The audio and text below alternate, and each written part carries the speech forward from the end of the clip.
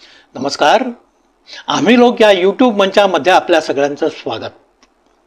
मित्रहो, कोकणची माणसं साधी भोळी, त्यांच्या काळजात भरली शहाळी या शब्दांमध्ये कोकणच्या लोकांचं भावनाप्रधान वर्णन ग दि माडगूळकरांनी अनेक वर्षापूर्वी आपल्या एका गीतातून केलेलं आहे.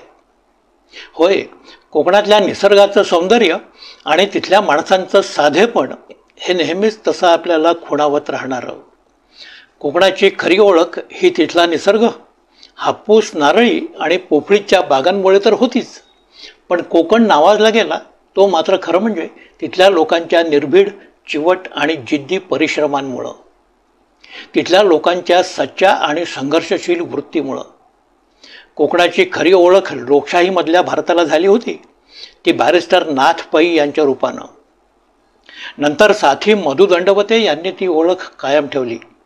कोकणला कोकण रेल्वेचं वैभव त्यांनीच दिलं. हा सारा निसर्गसुंदर प्रांत आता साऱ्या देशाशी जोडला गेला. कोकण आता खऱ्या अर्थानं समृद्ध होण्यासाठी सज्ज झालेला होता. पण राजकारण्यांना याच काळात आपली घडी बदलली. 90चं दशक येता येता कोकणातल्या सुसभ्य राजकारणाची जागा नव्या वळणाच्या दबंग आणि बाहुबली राजकारणानं घेतलेली होती.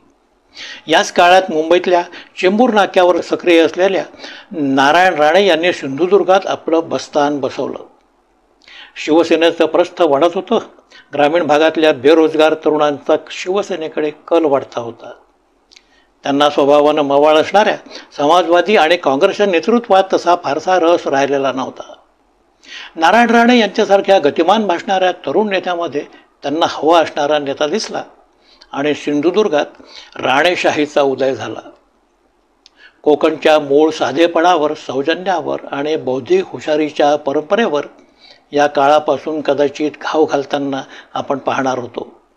समाजकारणाची परिमाणं बदलली. राणेशाहीनं राजकारणातल्या राडेबाजीचं नवीन तंत्र विकसित केलं आणि आपलं बस्तान अखेर पक्क बसवलं. राणे हे नंतर यशस्वी राजकारणी तर बनलेच, पण त्याशिवाय एक यशस्वी व्यापारी आणि उद्योजकही बनले. आज त्यांच्या मालकीच्या अनेक कंपन्या आहेत. या कंपन्यांमधून मोठ्या प्रमाणावर मनी लॉन्ड्रिंग झाल्याचे आरोप किरीट सोमय्या यांनी केलेले होते. अर्थातच या आरोपांना तक्रारींचं स्वरूप कमी आणि भाजपामध्ये येण्यासाठी निमंत्रणाचं स्वरूप हे अधिक होतं. राणे यांचं हे व्यापार विश्व वृद्धिंगत होत असतानाच राडेबाजीची कारकीर्दही दिवसभर नाव कमावून घेत होती. सुषमा अंधारे म्हणतात, श्रीधर नाईक यांच्या हत्येमागे कोण होतं हे न्यायालयाच्या कागदपत्रात सापडेल. सत्यजित भिसे यांच्या हत्येचे सूत्रधार कोण होते ते देखील कोकणातले लोक सांगतील. राणे यांचे चुलत बंधू अंकुश राणे यांच्या मृत्यूचं रहस्य काय ते सिंधुदुर्गात बोललं जातं. काँग्रेस नेते संदीप सावंत यांच्या अपहरणामागे कोण कोण होतं हे प्रकरणही चांगलंच गाजलं. नारायण राणे यांच्याबद्दल फार काही बोललं जात असतानाच नितेश राणे यांचे चिखल उद्योगही कमी नव्हते. मासे विक्री करणाऱ्या लोकांचं नेतृत्व करताना नितेश यांनी एका अधिकाऱ्याला आपल्या हातातली मासोळी फेकून मारल्याचं एक उदाहरण घडलेलं. रस्ता बांधकाम प्रकरणातल्या तक्रारी करताना एका अधिकाऱ्याच्या अंगावर त्यांनी चिखल फेकून आपला निषेध व्यक्त केलेला. जुहूतल्या बार मालकाचं खंडणी प्रकरण असंच काही दिवस चर्चेत राहिलं. गोव्यातल्या टोल नाक्यावरचे धामधूम ही देखील अशीच. आता तर पोलिसांनाही त्यांनी थेट धमक्याच दिलेल्या आहेत. तुमची बायकोही तुम्हाला फोन करू शकणार नाही अशा ठिकाणी तुम्हाला पाठवू, ही त्यांची नुकतीच दिसून आलेली भाषा. थोडक्यात धमक्या, राडेबाजी हेच त्यांच्या राजकारणाचं तंत्र नेहमी राहिलेलं. मित्रहो, नारायण राणे मुंबईतले आणि शिवसेनेतले एक प्रमुख नेते बनले. नंतर राणे राहिलेले नाहीत. राजकारणातल्या यशानं ते असे हुरळून गेले की त्यांनी थेट उद्धव ठाकरेंशीच पंगा घेतला. उद्धव आणि आदित्य ठाकरेंचा सतत एकेरी उल्लेख करत शिवसेनेशी कायमचं वैर त्यांनी पत्करलं. कदाचित त्यामुळे शिवसेना विरोधी राजकारणाचं नेतृत्व आपल्याला मिळू शकेल असाच त्यांचा अंदाज होता. राजकारणात टिकून राहण्याकरता त्यांनी काय म्हणून केलेलं नव्हतं. शिवसेनेतली संधी संपल्यानंतर त्यांनी थेट काँग्रेसमध्ये प्रवेश केला. आपली आक्रमकता, आवेश आणि राडेबाजीमुळं काँग्रेसमध्ये मुख्यमंत्रीपद मिळू शकतं असा कदाचित त्यांचा समज त्यावेळी होता. अर्थातच काँग्रेसला त्यांनी पुरतं ओळखलेलं नव्हतं. काँग्रेसनं अशोक चव्हाण यांची मुख्यमंत्री म्हणून निवड केली तेव्हा जाहीरपणे राणे यांनी केलेला थैथयाट आपल्याला आजही आठवत असेल. हे सारं काँग्रेस संस्कृतीमध्ये न बसणारं. अर्थातच काँग्रेसमध्ये ते फार दिवस टिकणार नाहीत हे स्पष्ट होतं. दरम्यान राजकारणात भाजपाचे दिवस आलेले होते, पण तरीही थेट भाजपामध्ये जाण्याचं राणेंनी टाळलं. काँग्रेसमधून फुटून निघत त्यांनी आपला महाराष्ट्र स्वाभिमान पक्ष सुरू केला. हा पक्ष फार दिवस टिकला म्हणून नाही. अमित शहा यांनी राणे यांच्यावर मोहिनी टाकायला सुरुवात केली होती आणि एक दिवस राणे भाजपामध्ये दाखल झाले. केंद्रात जाऊन सूक्ष्म उद्योग मंत्री झाले, पण त्यापुढे जाऊन मात्र फारसं राजकारण त्यांना जमलेलं नव्हतं. सध्या ते भाजपाच्या 240 खासदारांपैकी एक आहेत. हे खासदारकीचं शांततामय जीवन जगणं त्यांना कदाचित पटलेलं नसावं. मालवणच्या राजकोट किल्ल्यातला छत्रपती शिवाजी महाराजांचा पुतळा कोसळला आणि राणे यांना राजकीय भविष्याची कवाडं किलकिली करून पाहण्याची कदाचित हुक्की आली. राणे राजकोटावर अवतरले. राजकोट किल्ला आणि भुईसपाट झालेल्या छत्रपती शिवाजी महाराजांच्या पुतळ्याची पाहणी करण्याकरता आदित्य ठाकरे आणि महाविकास आघाडीचे इतर नेतेही तिथं पोहोचणार होते. राजकारणातल्या आपल्या रिलॉन्चिंगसाठी नारायण राणे यांनी कदाचित हाच मुहूर्त निवडला. नारायण राणे हे आता एकटे नाहीत. त्यांचे निलेश आणि नितेश हे चिरंजीव द्वय देखील सध्या फुल फॉर्मात आहेत. आपल्याकडे बाप से बेटा सवाई ही म्हण चांगलीच प्रचारात असते. राणे पितापुत्रांकडे पाहिलं की या म्हणीचं महत्त्व आपल्याला ताबडतोब पटून देखील जातं. कुटुंबातल्या या राजकीय कुटीर उद्योगांना परस्पर सहमतीचं स्वतःचं असं एक राजकीय मॉडेल कोकणात उभं केलेलं आहे. तिघा बाप बेट्यांचं सूत हे चांगलं जोडणारं. नारायण राणे यांनी मोठ्या स्तरावरचं राजकारण करायचं. नितेश राणे यांनी फडणवीस यांचा हेज मास्टर्स व्हॉइस म्हणून काम करायचं आणि निलेश राणे यांनी सिंधुदुर्गातल्या आपल्या राखीव फौजेच्या दाणापाण्याकडे लक्ष ठेवून असावं. असं यशस्वी राजकीय नियोजन राणे यांचं आहे. मालवणात एखादी राजकीय घटना घडत असताना राणे घरी कसे बसतील? आदित्य ठाकरे मालवणात येणार म्हटल्यानंतर मालवणात त्यांना धडा शिकवण्याची तयारी सुरू झाली. आदित्य ठाकरे गडावर असतानाच गडाबाहेरून त्यांची नाकेबंदी तिथं करण्याचा प्रयत्न झाला. निलेश राणे यांनी या मोहिमेचं सेनापतित्व स्वीकारलेलं. पोलिसांपासून मीडियावाल्यांपर्यंत कोणालाही न जुमानता रडा घालायचा आणि आदित्य ठाकरे यांच्यावर हल्ला चढवायचा अशी कदाचित ती योजना असावी. पण आदित्य एकटे नव्हते. जयंत पाटील आणि विरोधी पक्षनेते विजय वडेट्टीवार देखील तिथं असल्यानं राणे यांची ती योजना यशस्वी होऊ शकलेली नव्हती.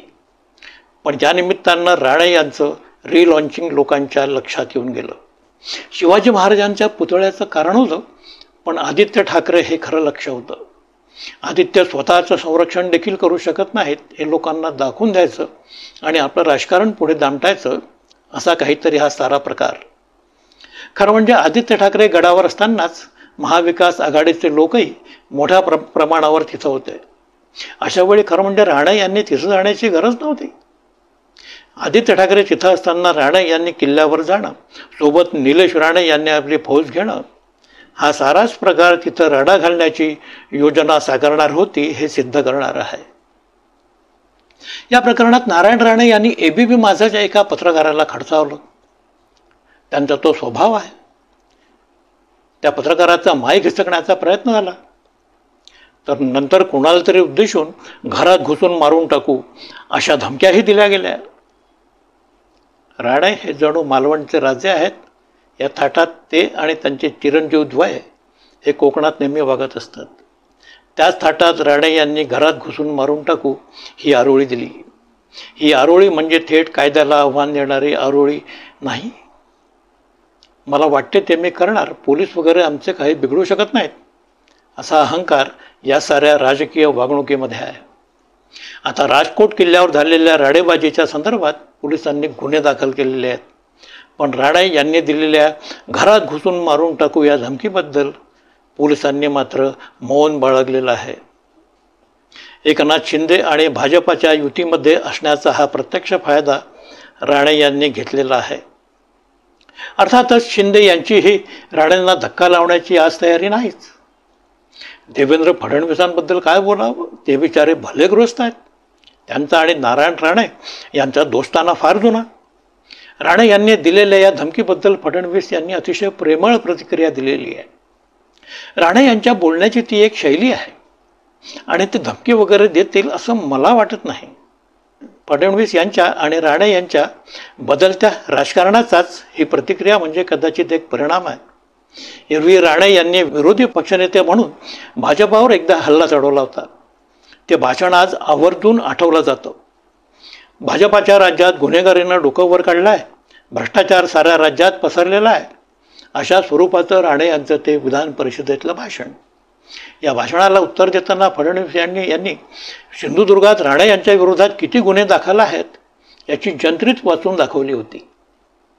पण आपल्या याच भाषणाचा समारोप करताना आपल्याला पुढेही राजकारण करायचं आहे आणि म्हणून मी जास्त बोलत नाही असं म्हणत त्यांनी आपलं ते भाषण आवर्त घेतलेलं होतं. तेव्हा फडणवीस आणि राणे हे समोरासमोर होते. आज त्यांचे हातात हात आहेत, पण लवकरच फडणवीस यांच्या पायात पाय घातल्याशिवाय राहणार नाहीत असा अंदाज आहे. भाजपाच्या अंतर्गत राजकारणात नजीकच्या भविष्यकाळात जी काही स्थित्यंतरं होणार आहेत त्याची चिन्ह राजकोटावरच्या राड्यातून उमटलेली आपल्याला दिसतात. होय, नारायण राणे हे स्वतःच भाजप अंतर्गत राजकारणातलं स्वतःचं रिलॉन्चिंग आज करू पाहत आहेत. याचाच अर्थ येणाऱ्या विधानसभा निवडणुकानंतर फडणवीस यांना टांग मारून भाजपाच्या नेतेपदावर दावा सांगण्याची तयारी राणे यांनी या निमित्तानं सुरू केलेली आहे. उद्याच्या विधानसभा निवडणुकांमध्ये महायुतीला कदाचित बहुमतापासून थोडंसं वंचित राहावं लागेल. अशा वेळी बहुमत जुळवण्यासाठी एक जुना अनुभवी मराठा नेता म्हणून पक्षाचं नेतृत्व करण्याची संधी आपल्याला मिळू शकते. या बेतानं राणे आपलं राजकारण आज पुढे रेटताना दिसत आहेत. पण अर्थातच राणे यांचा भूतकाळ त्यांना सोडणार नाही. छत्रपती शिवाजीराजांच्या पुतळ्याचं अवहेलना प्रकरण आणि राण्यांनी दिलेली घरात घुसून मारण्याची धमकी महाराष्ट्रात तर मुळीच विसरली जाणार नाही. आपली सारी तंत्र आणि भाजपाचा मंत्र घेऊन ते कणकवलीत आपली एखादी निवडणूक जिंकतील. पण भाजपाला मात्र राणे यांची भाजपामधली उपस्थिती आणि त्यांची उर्मट वर्तणूक चांगलीच भोवल्याशिवाय राहणार नाही. राजकोट किल्ल्यावर झालेला सारा प्रकार हा लोकांच्या नजरेसमोर आहे. आदित्य ठाकरे यांना खिंडीत गाठून त्यांच्यावर वार करण्याची योजना लोकांमध्ये तीव्र रोष निर्माण करणारी ठरलेली आहे. या प्रकरणात सारी सहानुभूती आज आदित्य ठाकरे यांच्या बाजूने आहे. सबब राणे हे यापुढे भाजपासाठी फायद्याचे ठरतात की तोट्याचे हे विधानसभा निवडणुकांमध्ये स्पष्ट होईलच. महाराष्ट्राला सुसंस्कृत राजकारण हवं आहे की राणे यांच्यासारख्या राडेबाजीचं राजकारण हवं आहे हे लोकच ठरवतील. मित्रहो, आजचा व्हिडिओ या ठिकाणीच संपवतो आहे. व्हिडिओ कसा वाटला व्यक्त व्हा, लाईक करा, शेअर करा, सबस्क्राईब करायला विसरू नका.